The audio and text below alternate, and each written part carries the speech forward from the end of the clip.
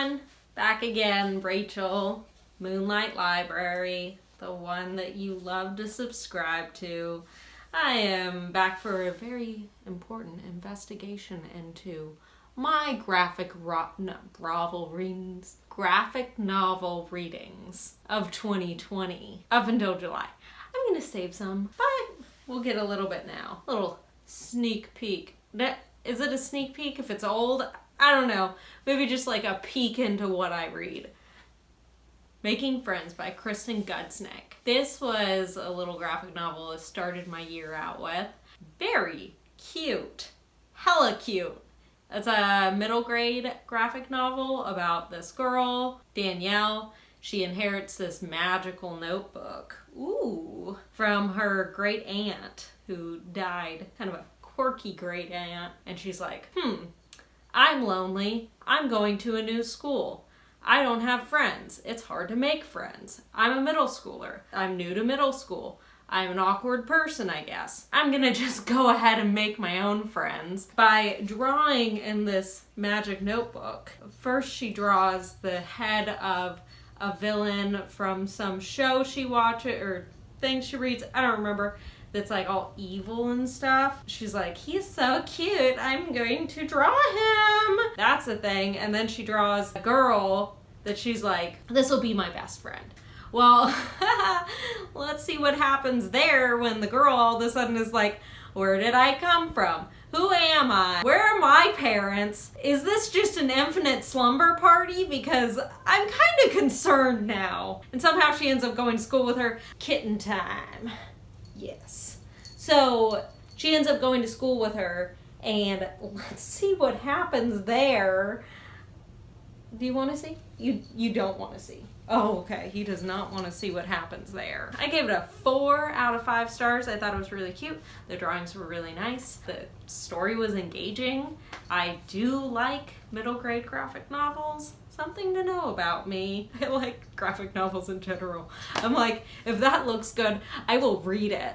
And we go to the next one. Good Talk by Mira Jacob. It's actually Good Talk, a Memoir and Conversations. Amazing. It's like all framed within Mira Jacob talking to her son who's like 6, has a lot of questions. Who am I? Who are we? Where did we come from? Mira Jacobs is a first generation American. Her family's from India. So it's about having like darker skin, things like race and how people look at you. It is beautiful. It goes back to Mira as a child going through different things and not really understanding race and then coming to learn more about it. I thought it was really interesting how she had put together this graphic novel in general, so you end up with like snippets of conversation, so it'll be someone's face and then what they say and someone else's face and what they say, and it is so good. I was like crying at points. It's pretty long and it is in depth and it really pulls you into her story of everything, like goes back to even like 9/11 and what it was like to have brown skin after 9/11 happened. Focuses on a lot of social issues. 5 out of 5. Loved it. Next up, Lumberjanes, Volume 13, Indoor Recess. I am a Lumberjanes fan. I love Lumberjanes. But this one was not one that I love so much. Yes, I did give it 3 stars because I was like, I love Lumberjanes as a thing, but I wasn't that intrigued by this one. It does not really pull you in. It's like they're stuck inside because there's this crazy storm or something going on and they're all in the mess hall, and it kind of separates the Lumberjanes into 2 groups, whereas half of them are playing this D&D like game, which was kind of interesting, but at the same time I was like, I get it. I play D&D sometimes in real life. I don't need this here in my Lumberjanes. So half of them D&D, the other half they go down into the tunnels underneath the camp and that they find in the mess hall, and they go down there and they, oh my gosh, there's scary stuff, what? But it's like, that's it. That's basically it. And I'm like, Lumberjanes usually gives me a little more than that, and I wanted a little more than that. That's my thoughts on that, and I was not a fan. Next thing that I read, Stitches by David Small. Another memoir about David Small as a child when he was small.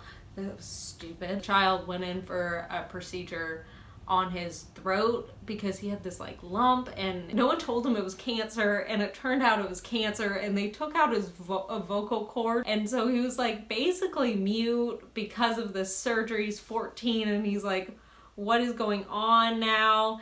And it's about his relationship with his parents, his mother being kind of just not a great mother, and his father being pretty absent. He's a doctor, and it's basically his father's fault, most likely, that he got the cancer because of all these other things. I read it in one sitting. I'm pretty sure I gave it 5 stars. But it was pretty gritty.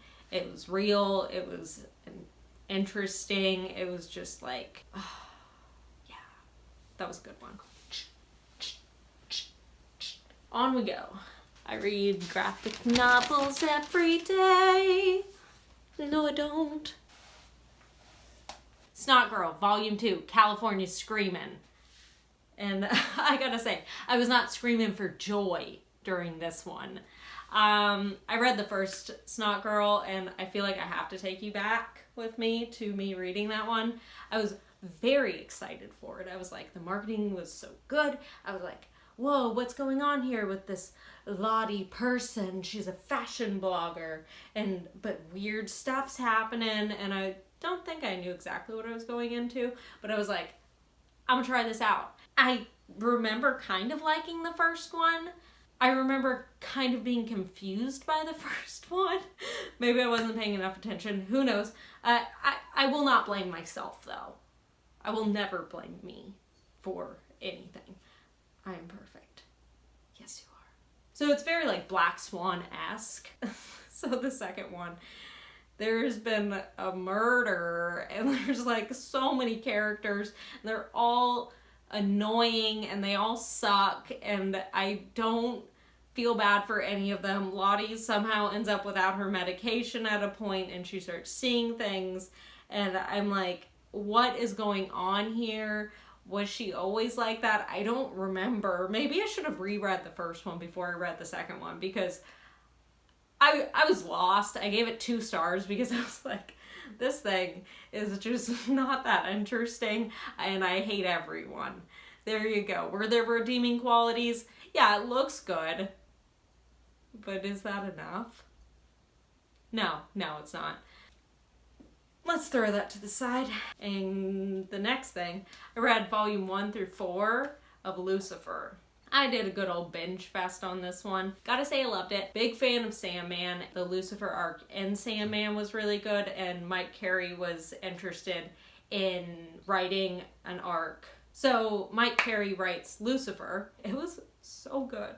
So Lucifer, obviously fallen angel. In Sandman, if you've read that, he has given up his seat in hell, and he's come to live like here, the real world, and he owns a bar now. This is now in this one. He owns a bar now, and it's kind of like, the first one is one of those, we're setting you up to be inside of this graphic novel, and then you have to go on a quest to find some stuff. Pretty good. And then it goes on through the second and third and fourth, and I haven't read the rest yet, but I will. So I'll inform you later on how I feel about that.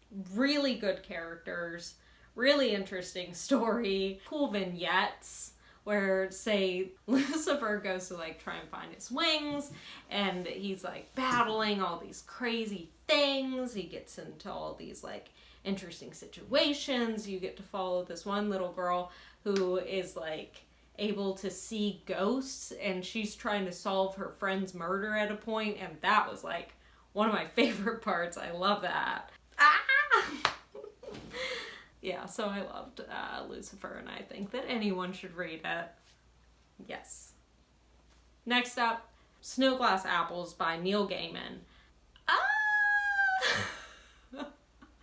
Really pretty, it kind of flips the switch on Snow White, obviously. I mean, Snow Glass Apples kind of sounds exactly like what you would assume was like a Snow White sort of thing. So the evil stepmother is not so evil, and Snow White is like, freaking crazy little monster, just a monster, and you're like, oh. The story wasn't like completely there, I feel like, but it was fun to read. No, what? I don't know if it was fun to read. It was really pretty. It was a pretty experience.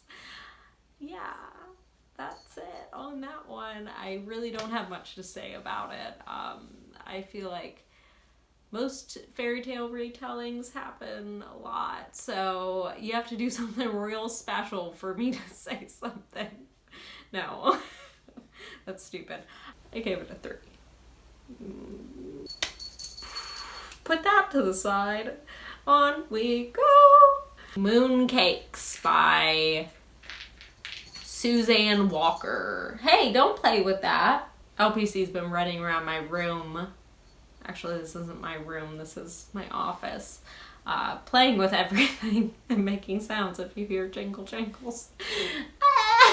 So, Mooncakes. Mooncakes. Why is it called Mooncakes? I was gonna say I don't remember, but like, maybe I remember. Nova is a young witch. She's about early 20s, late teens. I don't really know. She's out of high school, I think that.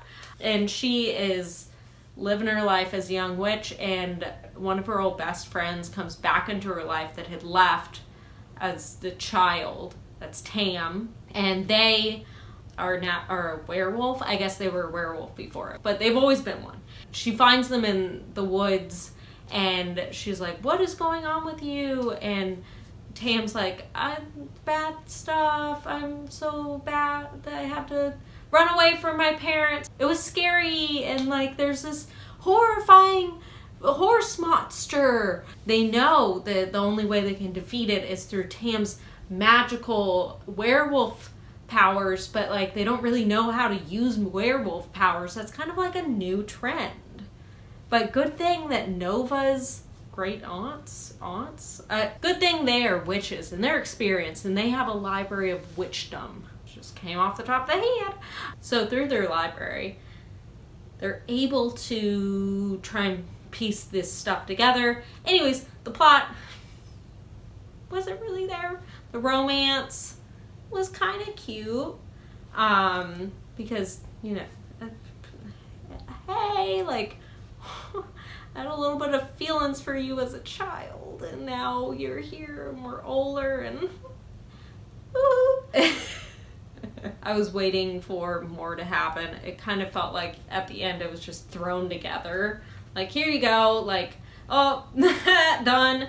Because it's a one shot, and that's all it was one thing. Yeah, so that was that. So my favorites were really good. My not so favorites were really like, okay. I hope you like my in-depth investigation into my love of graphic novels.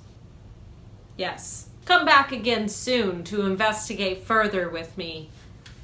The graphic novels, we will know you. If you're pretty, I will breed you. So stupid. Woo! Oh my god.